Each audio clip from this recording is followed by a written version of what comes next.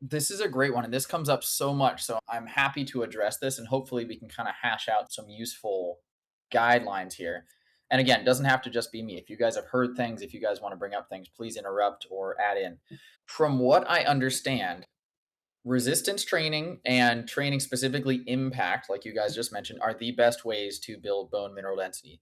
Better than changing your diet, even. Just creating that stimulus is the best thing you can do to stimulate your bone growth.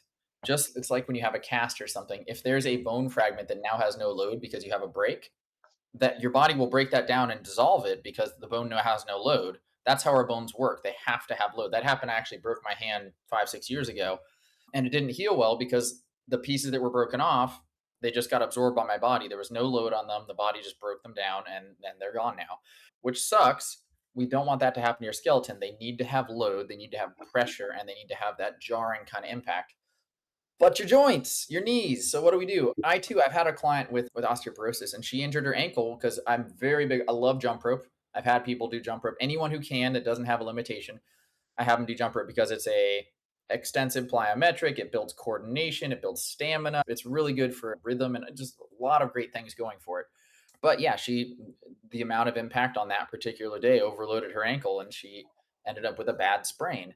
And so now we're much more careful. She'll do a little bit of rebounder, but so that's where I would look out is if you zoom out, rebounders actually produce more total G forces on your skeleton than a jump rope.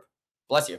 But if you think about it, as you're jumping on a rebounder, small trampoline, you have to stretch the springs as you're impacting the surface of the trampoline. So it's not like you hit the ground, you stop, right? With a rebounder, the ground stretches downwards. And so it spreads out that impact over half a second instead of all in one instant. And so it's less impact, but you're compressing these springs that are then pushing back up on you harder and harder. It actually ends up being more G forces on your skeleton. So you're getting less impact, you're getting more compression on your bones from doing that rebounder. So it's safer and it actually is very good for stimulating bone mineral density. I remember the first time I ever came across this. This was a while ago. I don't have the study in my back pocket, but I saw it with rebounders were used by NASA for astronauts because in zero gravity, people's bones fade away really quickly. And so they would strap themselves to a rebounder on the space station and bounce and do things like that. So it is verified to build bone or mineral density effectively, particularly in the lower limbs, the ankles, the knees, the hips, where that impact is happening most strongly. The other thing I would say is bands. I love bands and not just like little physical therapy exercises, nothing wrong with those, but I'm talking about like you're lifting a weight and you also strap bands to it, like hard resistance, or you're using a machine. And in addition to putting the pin on the weight stack, you wrap a band around the thing you're lifting so it gets harder as you stretch it. That kind of resistance training is called accommodating resistance. That means as you move, the resistance increases. So if you picture as I stretch a band, it's really easy at the beginning, but the farther I stretch it, the heavier and heavier it gets. So I'm working harder as I go. That's actually training muscle power. Even if you're lifting at a steady pace, your body reads that as I have to push harder and harder to keep going, which is exactly what happens when you accelerate. So your muscles still read that as acceleration. Even if you're going at a steady pace, the resistance is going up and up. So bands are really good for training muscle power. They're also much more gentle on your joints because down here at this flex position, it's really light. When my joints are all bent up and scrunched, the weight is not that big. And as I get into a stronger and stronger position, the weight goes up and up. Same thing with your legs.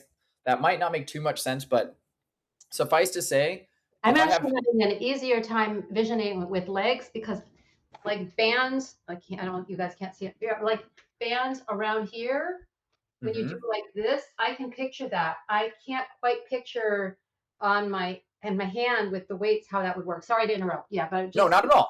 yeah. It's open mic, don't worry. So I'm thinking about on for a push up Oh, or any kind of pressing exercise. So there's if you were doing a shoulder press, for example, if you have a long band with a handle at each end and you stand on the middle of it and you push overhead, that's an example.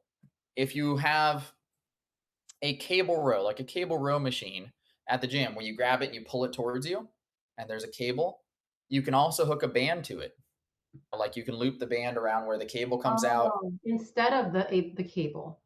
Yeah, or you can do both if you want it to be hard. You do a little bit of weight plus the band, and that way it gets heavier and heavier as you pull.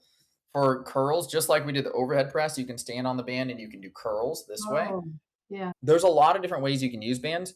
Band The pull-up. key Yes, exactly. You can pull down. A key that I want to emphasize though is it needs to be challenging. If you have a band where it's like, I could do this 100 times, but I'm using a band, so it's probably really good for me. No, the weight would have been better. It needs to be something that you are struggling. You might stop at 10 when you could have done 12, but you're not going to stop at 10 when you could have done 50. That does no good. That's basically a warm up. So, all these things you have to cause stress in order to elicit adaptation. That's the bottom line. Your bones are not going to get stronger if they think they're strong enough. You have to say, no, we're handling some serious forces. You need to get stronger in order to be able to deal with these forces effectively. That's what we have to send our body, that message. It's just doing it in a way that is safe while we're building up that stress. And so those are the two things that come to mind is adding bands to your training, just make sure it's hard enough. There's also on machines, if you picture a leg press machine where you're pushing up with your feet, you can hook a band around the back of that platform to the backrest in a lot of times, or from one of the weight pegs over to the foot platform. There's ways you can kind of MacGyver things to add bands to them if you're willing to be creative at the gym or if you have access to your own equipment and nobody's looking over your shoulder. But there's a lot of ways. And I actually did this a whole lot when I was at Gold's Gym. I was the head trainer there in 2013 or whatever. And there was a period where I was trying to figure out every possible way I could add bands to an exercise. So I wasn't just doing bands, I was trying to figure out weights plus bands as many different ways as possible. And I think there's a lot of value to that. And I encourage you guys to do that. So it's rebounders, adding accommodating resistance, which is like bands. And then the last thing I would say is vibration plates. You guys have seen vibration plates where you stand on them and they vibrate at very high frequency. Those to me, I'm a little more skeptical of because I'm like, is this really doing something? But they have research validating them. They say it causes lymphatic circulation, which is great. It causes enhanced cardiovascular circulation, which is also good, but it's supposed to also stimulate your osteoblasts, which lead to more bone generation. And it's a very easy pro recovery thing to do. So I'm like, if you have access to one, it can't hurt to spend 10 minutes on it now and again, and it might help. So that's kind of my thought there. There's evidence, even though I'm skeptical, the current weight of evidence I think is in favor of them. And that's just something you can easily add that's only going to help you recover from other things too. So why not? Those are the three approaches I would take, if that's helpful.